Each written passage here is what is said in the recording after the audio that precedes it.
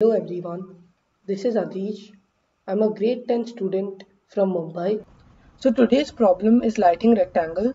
The difficulty level of this problem is easy medium, and the only prerequisites you need to know to be able to solve this problem are casework and basic math. So before I explain the problem statement and my solution for this problem, I encourage you to go to this URL and to try to solve this problem on your own. And now I'll be explaining the problem statement. So in this problem, we are basically given a rectangle with lower left coordinates 0, 0 and top right coordinates n minus 1, n minus 1. We are also given k light sources, with each light source being somewhere inside the rectangle, and we need to illuminate the whole rectangle using these k light sources. So to illuminate a light source, or to basically light up a source, we can use the light source to illuminate one of the four quadrants formed by dividing the plane by a horizontal and vertical line passing through this light source. So let's say for example we are given n is 6 and we have a light source as 1, 2. Then the four quadrants formed by this light source are the quadrant over here, so on the top left, or on the top right, so over here, or on the bottom left, over here, or on the bottom right, over here. So basically these are the four quadrants formed by this light source. And now let's continue reading the problem statement. So we need to assign a quadrant to each light source in such a way that the entire rectangle is illuminated, and we just need to print yes or no whether it's possible to do so. So the limits on n, k and the number of test cases are 5100 and 10 to the power of 9. So now let's look at some examples. In the first example, we are given a light source at 0, 0 and at 1, 0. So let's say and we also have n is 10. So let's say we are given a light source at 0, 0 in the first example. Then it's obvious that we can just illuminate the whole upper right quadrant using this light source, and that's why the answer is going to be yes. And for the second example, there's actually no way to illuminate the whole rectangle, so the answer is no. So now I'll begin with the solution, and a small hint for the solution is that the solution uses a lot of casework. So the hints for the cases will be: one case can be when k is greater than or equal to 4. The second case would be when k is equal to 1. The third case would be when k is equal to 2. And the fourth case would be when k is equal to 3. So I'll be explaining the case when k is greater than or equal to 4 with the help of the official editorial. So when k is greater than or equal to 4, we claim that the answer is always equal to yes. And the reason for this being true is because let's say that we are choosing two light sources arbitrarily. So let's say the two white dots over here are the two light sources. So these are two random light sources which we have taken. Then the basic idea for this case and for the remaining cases are that we'll basically illuminate the light sources in a diagonal manner. So we'll basically illuminate the left light source towards the right. So basically the whole upper right quadrant will be illuminated for the left light source, and for the right light source we'll illuminate the whole bottom left quadrant. So in this way we know that all these colored rectangles are illuminated, and the only region to be left covered are the two white regions at the corners. So now we need to find a way to illuminate the two light regions in those corners. So now the editorialist, or basically we have colored the regions using four colors. The first color is black, the second color is red, the third color is blue, and the fourth color is purple. So note that if any light source is in the black region, then we can essentially color the whole grid using that light source, and that's why let's ignore the black region. Now let's consider let's consider if a light source is there in the purple region. In that case, we can basically align the light source to cover both of the two uncovered regions. So actually to cover only one of the two uncovered regions. So for example, if a light source was somewhere over here, then we could direct it towards the right, or towards the bottom right white region, or we could direct it towards the top left right region. And any point in the red region could be used to cover the top left uncovered region, and any light source in the blue region can be used to cover the bottom right uncovered region. And basically there will always be a way to choose one red and one blue, or a black, or a purple or two purples, or one purple and one red, or one purple and one blue. Basically you just need to do a lot of casework and realize that by splitting the light sources into these regions, there's always going to be a way in which you can direct the light sources. So that takes care of the case when k is greater than or equal to 4.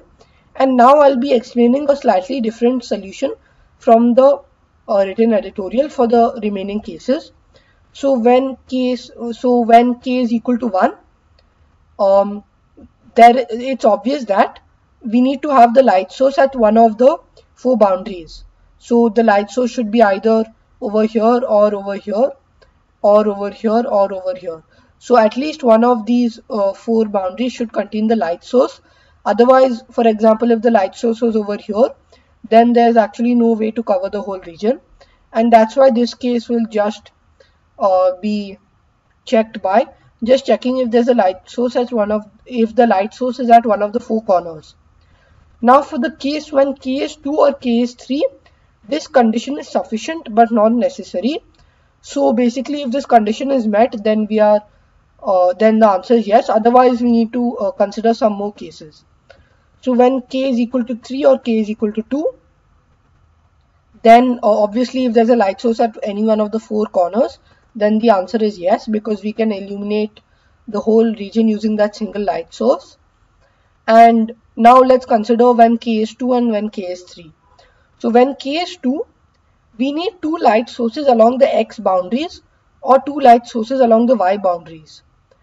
So the reason why that is true is because let's say that we had two light sources along the x boundaries. So basically let's say the two light sources were over here and over here. So at this point and at this point so basically y is equal to 0 and it's along the x-axis. So in that case, what you should realize is that we can use the same diagonal trick to basically shade the whole region over here using the left light source, and we can use the diagonal trick to shade the whole region on the left using the right light source, and in this way we can basically cover the whole grid. And similarly, if we have two light sources along the y-axis, then you should realize that we can basically use the same trick. So let's say that these are the two light sources, one at 0,4 and one at 0,1. Then the same diagonal trick can be applied, and we can basically shade the whole region in the top right and in the bottom left, and in this way we can basically shade the whole rectangle. And that's basically why we need two light sources along the x boundaries or two light sources along the y boundaries.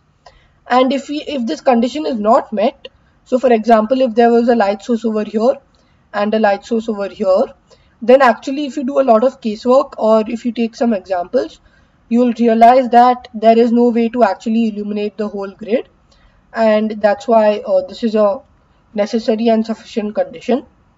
Now when k is equal to 3, we actually have more options. So when k is equal to 3, this condition is not exactly necessary. When k is 2, it's necessary, but when k is 3, it's not necessary, it's sufficient. So there's actually a simpler condition for k is 3, and that is either the number of points on the x-axis boundary should be greater than or equal to 1, or the number of points on the y-axis boundary should be greater than or equal to 1. So basically, for example, if this point was on the, so a point over here at 3,5 was on the grid or was one of the 3 light sources, then actually it's sufficient, and the remaining points can be anywhere. And the reason why this works is, again, you'll have to verify this using lots of examples, but the basic logic is we can illuminate some part of the region using this light source, and the remaining 2 light sources will actually be enough using the diagonal trick to illuminate the remaining grid. So that basically concludes the 3 cases, and now I'll show you the code using the same logic. So in the code, I taken the value of t, which is the number of test cases. For each test case, I taken the value of k and n. I have a set of points and I taken those points, and if k is greater than or equal to 4, we print yes. Otherwise, I first count the number of corners. So if the number of corners is basically greater than or equal to 1, we print yes. Otherwise, I count the number of x-axis boundaries and the number of y-axis boundaries. So if that is greater than or equal to 2 for either x or y axes, then we print yes. Otherwise, we print yes only when k is equal to 3 and the number of points on the x boundary is greater than or equal to 1, or the number of points on the y boundary is greater than or equal to 1.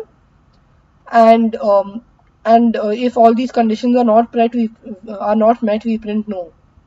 So that is the whole code. The time complexity of this code is just O of 3 into the number of test cases. So that's about 15,000 operations, which will easily work in 1 second. So now I'll just submit this code to see that it gets accepted. So as you could see, the code got accepted. So if you had any doubts in the solution, do leave them in the comments down below. And if you liked this problem and my solution for this problem, don't forget to give this video a thumbs up.